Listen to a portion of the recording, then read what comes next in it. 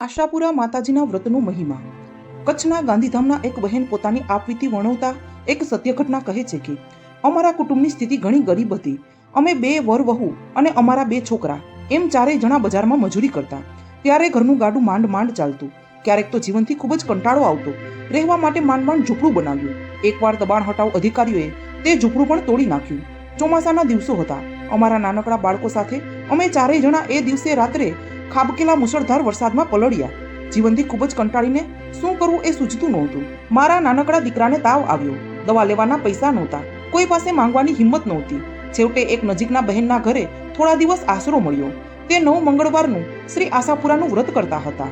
તેમણે છેલ્લે મંગળવારે વ્રતનું ઉજવણું કર્યું અને મેં તેમને પૂછ્યું તો મને તેને આશાપુરા વ્રતની વિધિ, કથા અને મહિમા કહ્યા. વ્રત કેવી રીતે કરવું અને તેમનું ઉજવણું કેવી રીતે કરવું વગેરે તે બહેને મને વિગતે સમજાવ્યું. પછી મેં પણ આશાપુરા માનું વ્રત શરૂ કર્યું. 1-2 મંગળવાર હજી તો ગયા જ હશે ત્યાં તો મારા પતિને એક ચાની રેકડીમાં નોકરી મળી ગઈ. 7મા મંગળવારે તો અમે પોતાની રેકડી શરૂ કરી. વ્રત પૂરું થઈ ગયું પછી તો મારું નસીબ જ જાણે ઉઘડી ગયું. તેમ ચાની લારી ખૂબ જ ધમધોકાર ચાલવા લાગી. મારા પતિની આજે તો હોટલ થઈ ગઈ.